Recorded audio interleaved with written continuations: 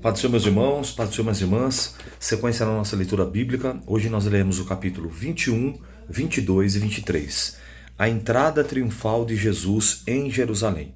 E quando se aproximaram de Jerusalém, chegaram a Betfagé, ao Monte das Oliveiras. Enviou então Jesus 2 discípulos, dizendo-lhes: Ide à aldeia que está de fronte a vós, logo encontrareis uma jumenta presa e um jumentinho com ela. Desprendei-a e trazei-mo. E se alguém vos disser alguma coisa, direis que o Senhor os há necessário, logo os enviará. Ora, tudo isso aconteceu para que se cumprisse o que foi dito pelo profeta que diz: Dizei à filha de Sião, eis que o teu rei vem a ti manso e assentado sobre uma jumenta, sobre um jumentinho, filho de animal de carga. Indo os discípulos e fazendo como Jesus lhe ordenara, trouxeram-lhe a jumenta e o jumentinho, e sobre ele puseram os seus vestidos, e fizeram assentar em cima. E muitíssima gente estendia os seus vestidos pelo caminho, e outros cortavam ramos de árvores e os espalhavam pelo caminho. E a multidão que ia adiante, que o seguia, clamava dizendo: Hosana, Hosana ao filho de Davi. Bendito que vem no nome do Senhor. Hosana nas alturas. E entrando ele em Jerusalém, toda a cidade se alvoroçou, dizendo: Quem é este? E a multidão dizia: Este é Jesus, o profeta de Nazaré da Galileia. A palavra Hosana significa salva-nos agora, salva-nos agora. Então, quando aqui a entrada triunfal de Jesus na cidade de Jerusalém, quando ele cita aqui o profeta, que ele fala que para se cumprir seu profeta, é o profeta Zacarias, no seu capítulo de número 10, e versículo também de número 9, capítulo 9, versículo de número 10, faz essa profecia. E aqui a profecia, mais uma profecia acerca de Jesus se cumpre. Queria pontuar isso. A purificação do templo. E entrou Jesus no templo de Deus e expulsou todos os que vendiam e compravam no templo, e derribou as mesas dos cambistas e as cadeiras dos que vendiam pombas, e disse-lhe: Está escrito: A minha casa será chamada casa de oração, mas vós as tendes convertido em covil de ladrões. E foram ter com eles ao templo cegos, coxos, e os curou. E vendo então os principais, os sacerdotes, os escribas, das maravilhas que fazia, e os meninos clamando no templo: Hosana ao filho de Davi, indignaram-se. Olha lá, porque os meninos agora clamavam no templo: Salva-nos, salva-nos. Jesus entra no templo, prepara um azorrague, destrói a mesa dos cambistas, que eram ali os aspirantes a sumos sacerdotes, todos que faziam parte do clero religioso, e ele começa a curar os coxos, a libertar os enfermos, coisa que não acontecia, porque a religiosidade já estava corrompida. E aí os meninos começam a clamar: Salva-nos, salva-nos, filho de Davi. E aí então os religiosos indignaram-se, versículo 16, e disseram: Ouves esses que dizem? E Jesus disse: Sim, nunca lesses pela boca dos meninos, das criancinhas de peito, tirasse o perfeito louvor? Jesus agora cita aqui o Salmo 8, lá onde fala que o perfeito louvor vem da boca, vem dos lábios das criancinhas. E deixando-o, saiu da cidade para Betânia, e ali passou a noite. A figueira seca. E de manhã, voltando-se para a cidade, teve fome. E avistando uma figueira perto do caminho, dirigiu-se a ela, e não achou nela senão folhas. E disse-lhe: Nunca mais nasça fruto de ti.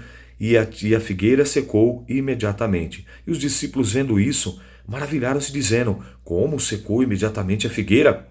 E Jesus respondendo disse: Em verdade vos digo, que se tiverdes fé e não duvidardes, não só fareis o que foi feito à figueira, mas até esse monte se dissertes: ergue-te e precipita-te no mar, assim será feito. E tudo o que pedirdes na oração, crendo, o recebereis. Um ponto interessante aqui nessa passagem é que a figueira, ela tinha tronco, a figueira, ela tinha raiz, a figueira, ela tinha galhos, a figueira, ela tinha folhas, a figueira, ela produzia sombra, na figueira os passarinhos faziam ninho, se escondiam, mas a figueira não produzia fruto. Então quando Jesus vai até ela, pelo fato dela ter folha, pelo fato dela ter galho, dela ter tronco, dela ter raiz, dela produzir sombra, ela tinha que ter o quê? Fruto. E por ela não produzir fruto, Jesus a amaldiçoou. E aí ele fita um algo interessante aqui. Ele destaca no versículo 22. Tudo, preste atenção, tudo o que pedirdes na oração, olha o detalhe, crendo, recebereis. Tudo que você apresenta diante do Senhor, orando, não basta apenas orar, não basta apenas verbalizar, é preciso acreditar, é preciso confiar, é preciso crer. tudo o que pedirdes na oração crendo, o recebereis. O batismo de João. E chegando ao templo, cercaram-se ele, estando já ensinando os príncipes dos sacerdotes e os anciãos do povo, dizendo: com que autoridade faz isso? E quem te deu tal autoridade? E Jesus respondendo disse-lhes: eu também vos perguntarei uma coisa, e se me disseres, também eu vos direi com que autoridade faço isso. O batismo de João, de onde era? Do céu ou dos homens? E pensaram entre si, dizendo: do céu, ele nos dirá: então por que não cresces? E se dissermos dos homens, tememos o povo, porque todos consideravam João como profeta. E respondendo Jesus, disseram: não sabemos. E disse-lhes: nem eu vos digo com que autoridade faço essas coisas. A parábola dos dois filhos. Mas o que vos parece? Um homem tinha 2 filhos, e dirigindo-se ao primeiro disse: filho, vai, trabalha hoje na minha vinha. Ele, porém, respondendo, disse: não quero. Mas depois, arrependendo-se, foi. E dirigindo-se ao segundo, falou-lhe de igual modo. E respondendo, ele disse: eu vou, Senhor. E não foi. Qual dos 2 fez a vontade do Pai? Disseram-lhe eles: o primeiro. Disse-lhe Jesus: em verdade vos digo que os publicanos, as prostitutas, entrarão adiante de vós no reino de Deus. Porque João veio, e vós, no caminho da justiça, e não crestes, mas o publicano e as prostitutas creram. Vós, porém, vendo isso, nem depois vos arrependeres para o crer. A parábola dos lavradores maus. Ouvi agora outra parábola. Houve um homem, pai de família, que plantou uma vinha e circundou-a, ou seja, protegeu, com um valado, e construiu nela um lagar, e edificou uma torre, e arrendou-as, alguns lavradores, e ausentou-se para longe. Chegando o tempo dos frutos, enviou seus servos aos lavradores para receber os seus frutos. E os lavradores, apoderando-se dos seus servos, feriram um, mataram outro e apedrejaram outro. Depois enviou outros servos, em maior número do que os primeiros, e eles fizeram o mesmo. E por último, enviou o seu filho, dizendo: terão respeito pelo meu filho. Mas os lavradores, vendo o filho, disseram entre si: este é o herdeiro, vinde, matemo-lo e apoderemos de sua herança. E lançando mão dele, arrastaram para fora da vinha e o mataram. Quando, pois, vier o senhor da vinha, o que fará aqueles lavradores? Disseram-lhe eles: dará afrontosa morte aos maus, e arrendará a vinha a outros lavradores que, ao seu tempo, lhe deem os frutos. Disse-lhe Jesus: nunca lestes nas Escrituras? A pedra que os edificadores rejeitaram, essa foi posta por cabeça do ângulo, ou a cabeça da esquina, pelo que o Senhor foi feito isso, e maravilhoso aos nossos olhos. Portanto, eu vos digo que o reino de Deus vos será tirado, e será dado a uma nação que dê os seus frutos. E quem cair sobre essa pedra, despedar-se-á, e aquele que sobre quem ela cair, ficará reduzido a pó. E os príncipes, os sacerdotes e os fariseus, ouvindo essas palavras, entenderam que falava deles, e pretendendo prendê-lo, recearam que o povo, porquanto tinha-o por profeta. Capítulo 22. Parábola das bodas. Então Jesus, tomando a palavra, tornou a falar por parábola, dizendo: o reino dos céus é semelhante a um certo rei, que celebrou as bodas dos seus filhos, e enviou os seus servos, e chamou os convidados para as bodas, e eles não quiseram vir. Depois enviou outros servos, dizendo: dizei aos convidados: eis que tenho o meu jantar preparado, os meus bois cevados já mortos, e tudo já está pronto. Vinde às bodas. Porém eles, não fazendo caso, foram um para o seu campo, outro para o seu tráfico, e outro, apoderando-se dos seus servos, ultrajaram e mataram. O rei, tendo notícias disso, se encolarizou e, enviando os seus exércitos, destruiu aqueles homicidas e incendiou a sua cidade. Então diz aos servos: as bodas, na verdade, estão preparadas, mas os convidados não eram dignos. E depois, às saídas dos caminhos, e convidai para as bodas todos que encontrardes. E os servos, saindo pelos caminhos, ajuntaram todos quantos encontraram, tanto os maus como os bons. Era festa nupcial, e foi cheia de convidados. E o rei, entrando para ver os convidados, viu ali um homem que não estava trajado com vestido de nupciais. E ele disse: amigo, como entraste aqui e sem vestido nupcial, e ele emudeceu. Disse então o rei aos servos: amarrai-o de pés e mãos, levai-o e lançai-o nas trevas exteriores, e ali haverá pranto e ranger de dentes, porque muitos são chamados, mas poucos os escolhidos. A questão do tributo. Então, retirando-se os fariseus, consultaram-se entre si e surpreenderam alguma palavra, e enviaram os seus discípulos, os herodianos. Preste atenção nesse término desse capítulo 22, que aqui vai falar sobre 3 classes de religiosos da época: os herodianos, os saduceus e os fariseus. O primeiro, os herodianos, versículo 16 do capítulo 22. Enviando-lhes os seus discípulos, discípulos com os herodianos, dizendo: Mestre, bem sabemos que é verdadeiro e ensina-nos o caminho de Deus segundo a verdade, e de que ninguém te dá porque não olhas a aparência dos homens. Dize-nos, pois, o que te parece? É lícito pagar tributo a César ou não? Jesus, porém, conhecendo a sua malícia, disse: Por que me experimentais, hipócritas? Mostrai-me a moeda do tributo. E eles apresentaram dinheiro. E ele disse: De quem é esta efígie? Ou seja, de quem era a figura na moeda? Da inscrição? E essa inscrição? E eles disseram: De César. Então disse-lhe Jesus: Dai a César o que é de César e a Deus o que é de Deus. Ou seja, ensinando que sim, que Jesus ele pagava tributo, que ele pagava os impostos, que ele honrava os seus compromissos. Nossos dias atuais, IPVA, IPTU, os tributos que nós pagamos aí, os impostos devidamente, Jesus nos dando o exemplo que deveria ser pago sim. Dai aos homens o que é dos homens, mas dai a Deus o que é de Deus. Então ele cala a boca dos herodianos. Quem vai surgir no cenário agora? Capítulo 22, agora vem o versículo 22, vem surgir agora os saduceus. E ouvindo isso, maravilharam-se, e deixando-o retirar, os herodianos saíram de cena. Então entram agora os saduceus. Quem eram os saduceus? Os saduceus não acreditavam nem em anjos e nem na ressurreição. Preste atenção.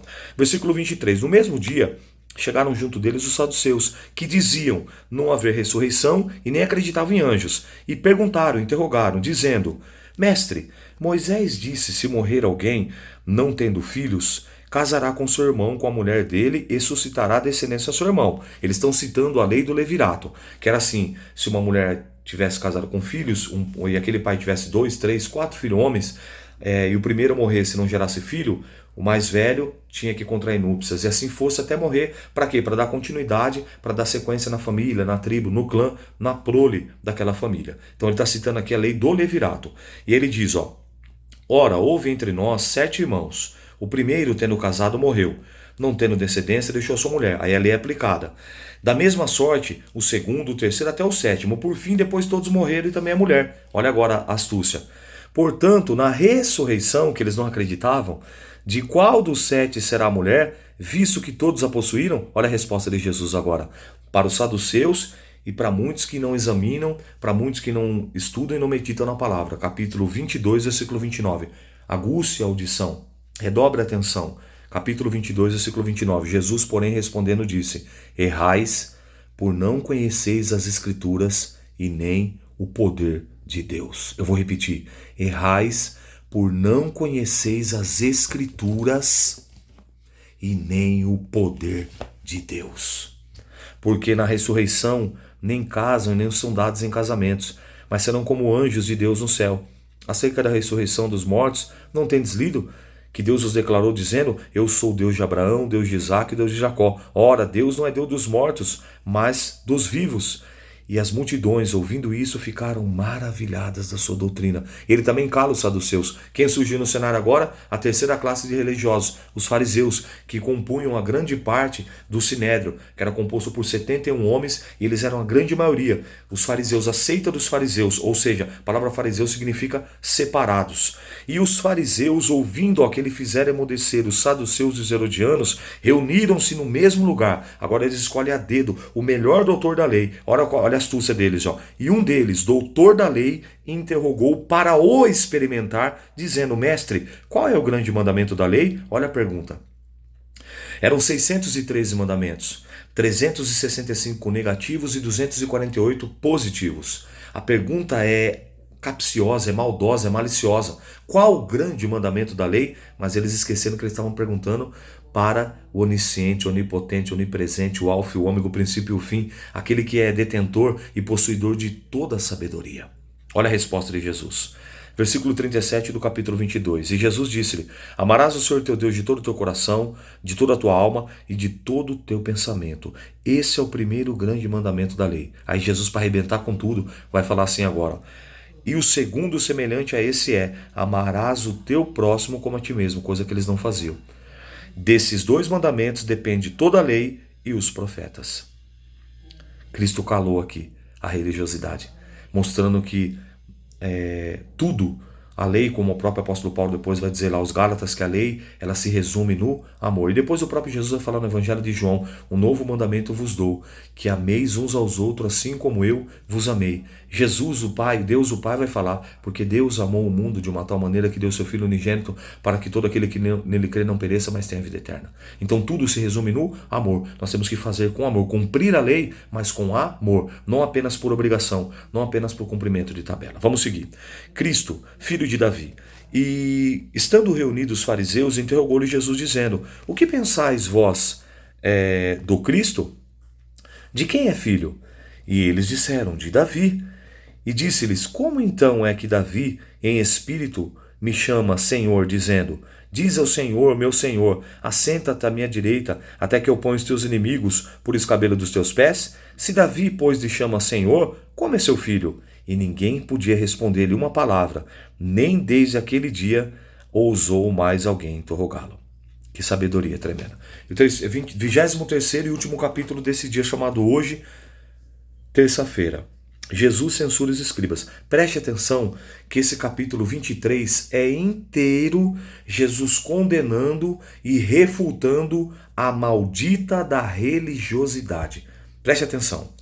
Então falou Jesus à multidão e aos seus discípulos, dizendo: na cadeira de Moisés estão assentados escribas e fariseus. Observai, praticai tudo o que vos disserem, mas não procedais em conformidade com as suas obras, porque dizem e não praticam. Pois atam fardos pesados e difíceis de suportar, e os põem nos ombros dos homens, eles, porém, nem com o dedo querem movê-los. E fazem todas as obras, a fim de serem vistos pelos homens, pois trazem largos filactérios, alargam as franjas nos seus vestidos, amam os primeiros lugares nas ceias e as primeiras cadeiras nas sinagogas, as saudações nas praças, e serem chamados pelos homens Rabi, Rabi. Vós, porém, não quereis ser chamado Rabi, porque um só é o vosso mestre, a saber, o Cristo, e todos vós sois irmãos. Versículo 9. Ninguém na terra chameis vós por Pai, porque um só é o vosso Pai, que estás no céu. Nem vos chameis Mestre, porque um só é o vosso Mestre, que é Cristo, ou seja, ungido, separado. Porém, o maior dentre vós será o servo. E o que a si mesmo se exaltar, será humilhado. E o que a si mesmo se humilhar, será exaltado. Mas ai de vós, escribas e fariseus hipócritas, pois que fechais aos homens o reino dos céus, e nem vós entrais, e nem deixar entrar os que estão entrando. A palavra ai aqui, ela tem dois sentidos e duas conotações. Primeiro, quando você tropeça, quando você cai, se machuca, qual é a palavra que sai da nossa boca? Ai. Então, o primeiro significado dessa palavra é dor. Ai, ai. Você fala assim. O segundo sentido dessa palavra é juízo. Lembra do profeta Isaías no capítulo 6? No ano em que morreu o rei Uzias, olhei para o alto e vi o Senhor assentado no alto sublime trono. Aí o que Isaías vai dizer? Ai de mim, que sou um homem pecador, que sou um homem impuro, de lábios impuros, que habito no meio de um povo de impuros lábios e vou perecendo. O texto não diz que Isaías cai, que Isaías bate, que Isaías fere, que Isaías faz qualquer tipo para pronunciar essa palavra ai, mas quando ele olha para o alto, ele é contristado. Quando ele olha para o alto, ele consegue ver a sua humanidade, a sua falibilidade, e ele vê que ele era um profeta que da sua boca, da sua fonte, estavam jorrando dois tipos de água, porque do capítulo 1 ao 6º, até o 5º, você vai encontrar 8 vezes ele falando ai de vós que vai para o Egito, ai de vós que divorciai, ai de vós que é dado ao vinho. Ele vai apontando o dedo. Quando o seu primo, que é o rei Uzias, morre, ele olha para o céu, ele vê o verdadeiro Deus. Agora ele vai falar ai de mim, que sou um homem impuro, que sou um profeta de boca suja. Então o termo ai é dor e juízo. E aqui nós vamos encontrar, nesse capítulo 23, 8 vezes a palavra ai. Preste atenção, a primeira é aqui, no versículo 13. Ai de vós, dor e juízo. escribas e fariseus hipócritas, pois que fechais aos homens o reino do céu, nem vos entrai, nem deixai entrar os que estão entrando. Segunda vez, versículo 14, ai de vós, escribas e fariseus hipócritas, pois que devorais a casa das viúvas sob o pretexto de prolongar as orações, por isso sofrerei mais rigoroso juízo. Terceira vez, versículo 15, ai de vós, escribas e fariseus hipócritas, pois que percorreis o mar, a terra, para fazer prosélito, ou seja, novos convertidos, e depois de o ter desfeito, fazeis filhos do inferno 2 vezes mais do que vós. Quarta vez, versículo 16, ai de vós, condutores cegos, pois que disseis qualquer que jurar pelo templo, isso é nada, mas o que jurar pelo ouro do templo, esse é devedor. Insensatos e cegos, pois qual é maior, o ouro do templo ou o templo que santifica o ouro? E aquele que jurar pelo altar, isso nada é, mas aquele que jurar pela oferta que está sobre o altar, esse é devedor. Insensatos, cegos, pois qual é maior, a oferta ou o altar que santifica a oferta? Portanto, o que jurar pelo altar, jura por tudo que sobre ele está. E o que jurar pelo templo, jura por ele e tudo o que nele habita. E o que jurar pelo céu, jura pelo trono de Deus e por aquele que está sentado nele. Pela quinta vez, versículo 23. Para vocês aí, ó, que às vezes ficam falando, onde é que fala sobre dízimo no Novo Testamento? E coisa e tal. Então tá aqui, ó. Mateus capítulo 23, versículo 23, falando sobre dízimos e ofertas no Novo Testamento pela boca do próprio Jesus. Vamos lá? Ai de vós, pela quinta vez, escribas e fariseus hipócritas, pois que dizimais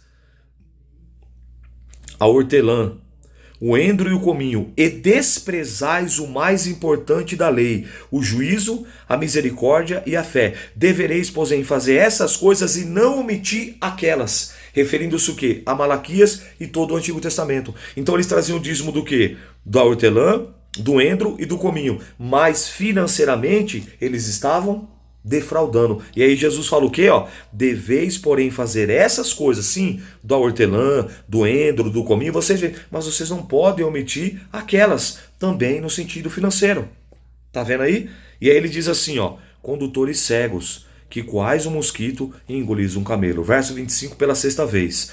Ai de vós, escriba e fariseus hipócritas, pois que limpais o exterior, ou seja, a parte de fora, do copo e do prato, mas o interior, a parte de dentro, está cheio de rapina e de iniquidade.